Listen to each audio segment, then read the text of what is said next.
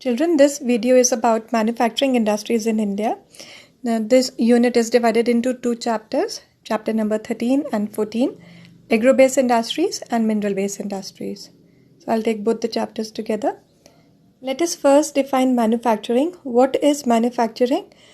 The process which transfers the natural resources into the final finished product ready to be used to its full utilization, to the resources' full potential, that is known as the manufacturing. So why do we require the manufacturing industries to be open up in India when the agricultural sector is doing very well on its own? See, country's economic development, it is also measured by the industrial development that has taken place in the country over the years. And slowly in our country, the change, it has been observed that the shift is now felt that from the agriculture, it should move on to the industrial sector.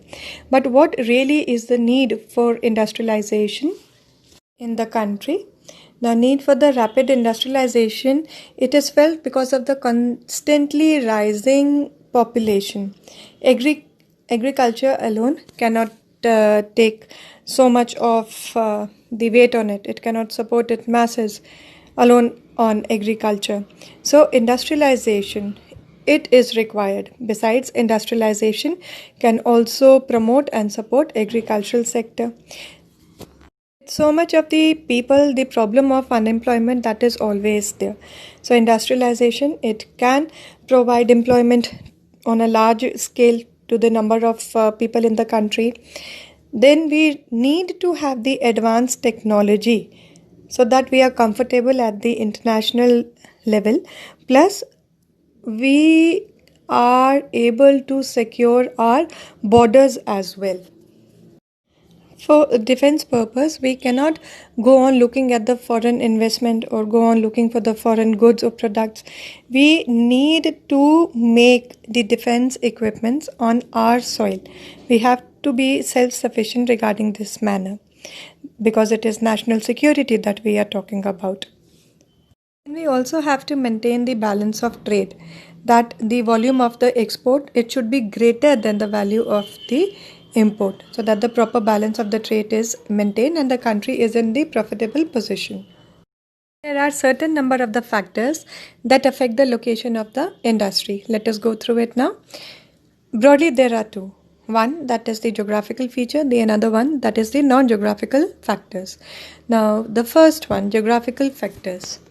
To establish an industry, first of all, raw material that is required, from where it will be supplied to the industrial sector, where it is located, whether the product, it is of the raw material that is of the agricultural origin, mineral origin, timber origin. So location of the raw material is required. Say for example, the sugar industry. So for sugar industry, it is important that it is located well within 32 kilometers radius of wherever the sugar fields they are. Then the another of the factor is the power supply. Thermal power and hydroelectric power, they are the main sources of electric power. Most of the industries, they run if the power supply is uninterrupted. That is required. Then the another one is the water supply. Some of the industries, the regular supply of the water, that is of the utmost importance, like the food industry, the chemical industry. So location near the river or canal is important. Another factor that affects the location of the industry, that is transport. See, the main purpose is to save the cost of the transportation. So it is necessary to bring the heavy raw material, supply of the finished products to its destination, then to take the same one where the markets they are located. So this is the important one, that all the forms of the transport, they are very well developed so that the cost of the transportation, it can be saved. To establish the industry, it is important that the proper survey of the market and demand that is done. Like the woolens, they would not be in demand in the peninsular India, but they would be much in demand where the northern side of the country is concerned. Labor is very important for any sort of the industry. Whether it is the small scale industry or the large scale industry. If it is a small scale industry, then it would be located near to the place where abundant supply of the labor is there. If it is the large scale industry, then it would be the town within the town itself. That huge setup of the large scale industry, it is there. Then the climate also is one of the factor that affects the location of the certain industries, like the cotton textile industry. In non-geographical factors, we have capital. By capital, we mean the money. So, what is the amount of the money that is being invested? Is it the huge amount? Is it the less amount?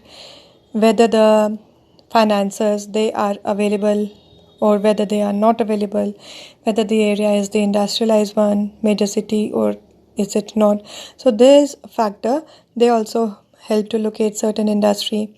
Then the another one is under the non-geographical factors, efficient and enterprising organization and management.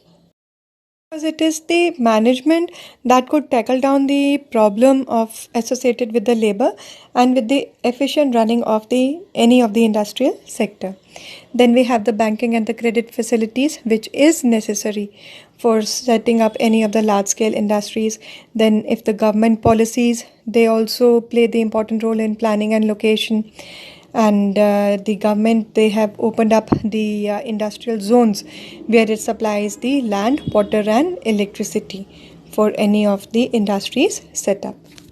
Coming to the topic of the classification of industries, we have the classification on the basis of the raw materials, financial products, investment, management, or maybe some other feature as well.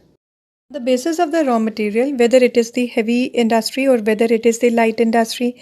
If it is the heavy industry, it would require more capital, more advanced equipment, skilled and unskilled labor, large quantity of the raw material.